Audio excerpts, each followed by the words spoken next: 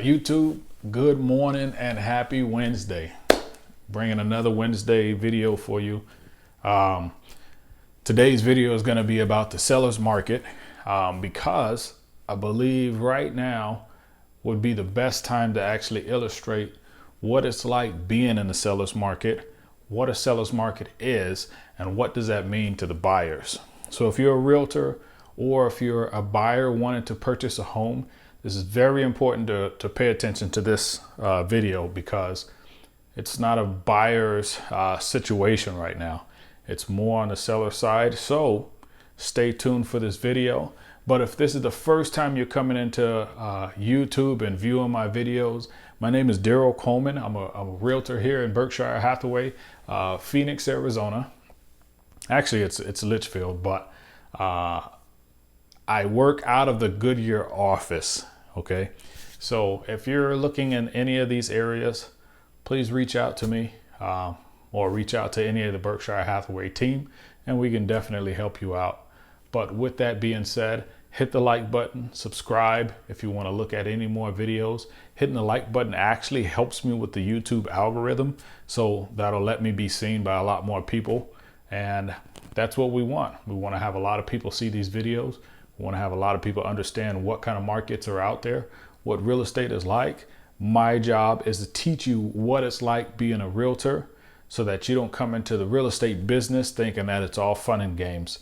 There are some tough times, there are some good times, and obviously the checks at the end of the day, they're amazing.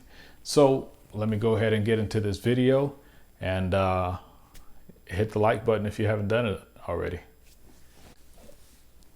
Right now, we're sitting in a seller's market. The seller's market means kind of what it's implementing in the word is the sellers are going to be on the upper hand when it comes to selling their home. The buyers aren't really going to have much leverage and much say so when it comes to purchasing. So let me go ahead and break that down on the seller side, and let me break that down on the buyer side because I have a little bit of both. So the example I'm going to give you is I have a seller right now. We're selling out there in Anthem. The home is listed at $925. We put it on the market at $925 and got a full cash offer within 24 to 48 hours. Okay. Within that window, we were perfect. Now, mind you, we put it on the market in the best condition we could at the time and listed it slightly lower than the rest of the other homes in that market. The other homes are listed a little bit high because we're just hoping that we can get it for that price is what they're doing.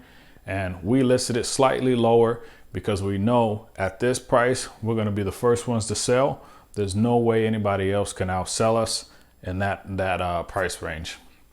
We didn't list it low to the point where we're losing out on money though, because in the seller's market, you're not going to lose out. You're going to be winning if you have a home that's worthy of that purchase price. So being at a price of $1 million, homes weren't selling for that. Those homes are literally still sitting on the market right now, and they're getting the views that you want, but nobody's putting in an offer. Nobody's going to offer in on those homes because they're a little bit higher. And they don't offer $1 million worth of comps and upgrades and things like that into the home. So they're going to sit there. On ours, the reason why we were able to receive the whole $925 asking price is because the kitchen was upgraded, the floors upgraded, the house was completely repainted, the yard is immaculate, the pictures were immaculate.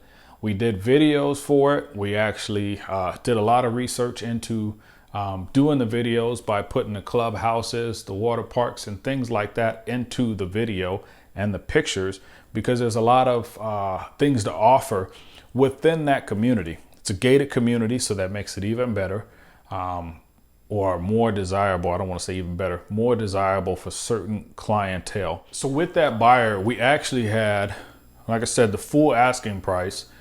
They didn't ask for any items to be fixed on the home. You're still going to go through the inspection and sign the spuds and things like that on the buyer side. But there weren't any things that they wanted done up front.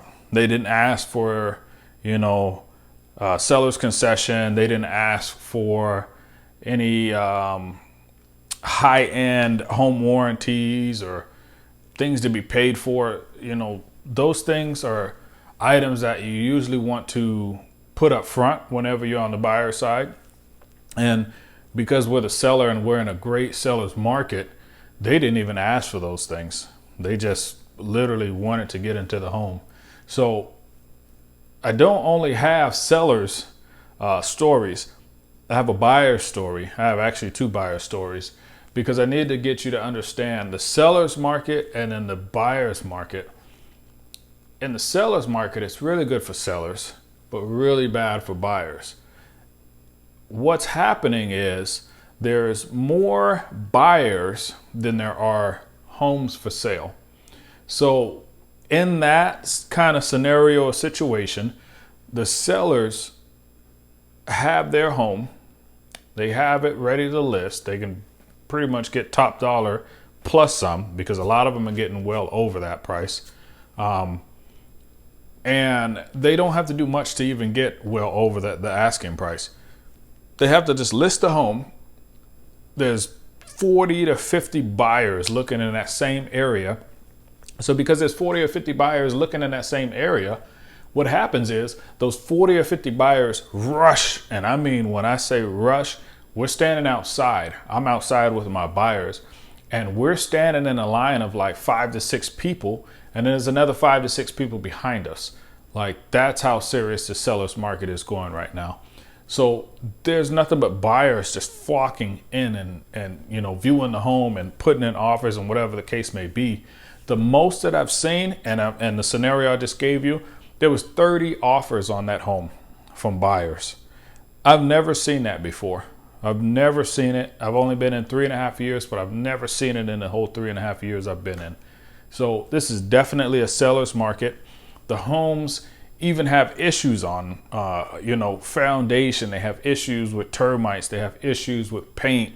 The home just isn't ready. You know what I mean? There's scuffs all over the wall, different stuff like that. And people are still putting in 5 to 10,000 over asking price, because there's so many buyers and there's a scarce amount of homes for sale. That's what creates the seller's market. So with the buyers that I'm working with, we've come to a point where I've literally submitted about 8 offers for an individual, and all 8 offers got outbid. It wasn't that they didn't want to accept it and they're going to wait. No, we got outbid. And that's even with, what did we do for one? I want to say we put in $20,000 over asking price. 20 grand over asking price and still got outbid. We put in 25 for one, right? And asked for seller concessions. It came out to be like 6 grand for, home warranty, the inspection, and then some of the concessions. So it's less than the 20 grand. That's why I said the 20 grand was the highest one. But even that, we went way above and beyond and still got rejected on it. This is crazy. This market is something that I've never seen, but it's really, really, really given me a good keen sight on what happens in each market. When it's a buyer's market, when it's a seller's market, when it's in between and it's an even market, when it's in between, it's wonderful. Because now you can go back and forth, you can haggle. Each party has something to haggle on, to fight for. Right here, sellers don't really have to fight too much. If they tell you no, they can move on to the next person, because there's so many buyers. The buyers are going to rush in. I've had one where we actually put in an offer, and in the offer we said there's a clause that you can put in there, the escalation clause.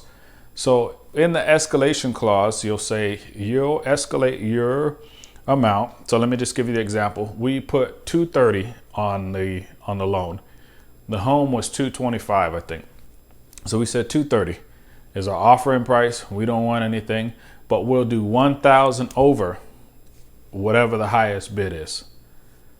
We put in our offer. We were actually number one when it comes to whether they were going to accept or not. So they would have accepted ours. But last minute, as they're presenting the offers, boom, another offer comes in. They were going to accept our offer, and they accepted the other one. So the agent that I did the escalation clause with, it was really just an email, and communications.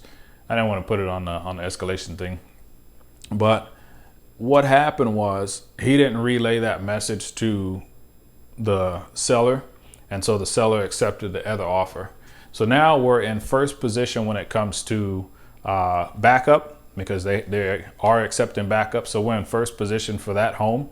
But as the buyer, being in first position, it's good, fine, and all of that good stuff, but it doesn't guarantee you're going to get the home. There's no guarantee you're going to actually be able to be in the running to purchase this home.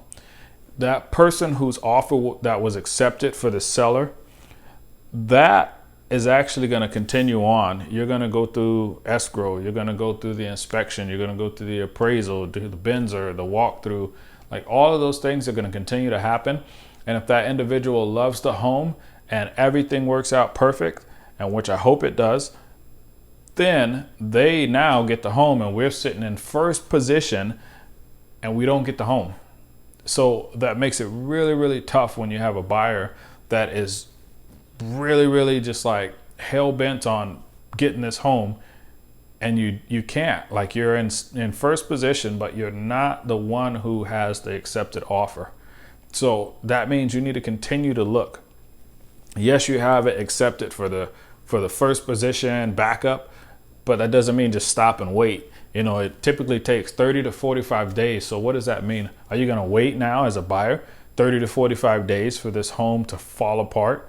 Like, you're going to wait 30 to 45 days and then they're going to move into the home. It's going to be theirs. It's not worth waiting. So you don't want to sit there and wait for that. You want to continue on and continue doing whatever you're going to do to secure another home. So that's the best examples I can give of what it's like being in the seller's market. It's really tough for the buyers unless you have somebody, maybe a cash offer. There are cash offers that still fall through. There are loans, VA, conventional, FHA, whatever else is out there. There's a whole lot of other ones out there, but those are the main ones that will still fall through. So you do have a chance as a buyer to purchase a home, even if somebody else has already put in an offer. But you have to, it's like one of those military things, you stand by to stand by. So just be patient. If you're the realtor, be patient with your client. If you're the client, be patient with your realtor. Don't get flustered. Don't get mad to the point where you're going off on your realtor. Don't get mad to the point where you just give up. You have to keep going. You just hope and cross your fingers that you're the first one in. Put in a 24-hour notice for a response, and then maybe you'll be able to get that response back within the 24 hours without a whole lot of people outbidding you.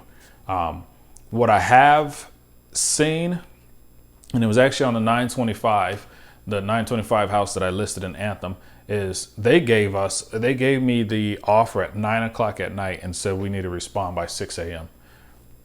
Don't be that person, please. That's not okay to do that. To me as a realtor, I would never do that to somebody. I just can't do it. And it's not just doing it to the other realtor, it's doing it to the seller as well. You're disrespecting them. You're really, really pushing them to the limit. 9 o'clock at night to receive it in the 6 a.m. response time. Nobody's really doing that. As a realtor, I am awake and I am ready to get that off to the client. But the client, they have things to do, man. Yes, they want their house sold, but they have things to do. So try to put a 24 to 48 hour time on there. Maybe now, because it's a seller's market, you're probably changing it up to 24 hours.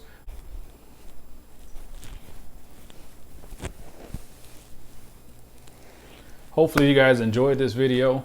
I do hope that this video helps you out in your real estate journey, or if it helps you out when you're purchasing right now during the seller's market.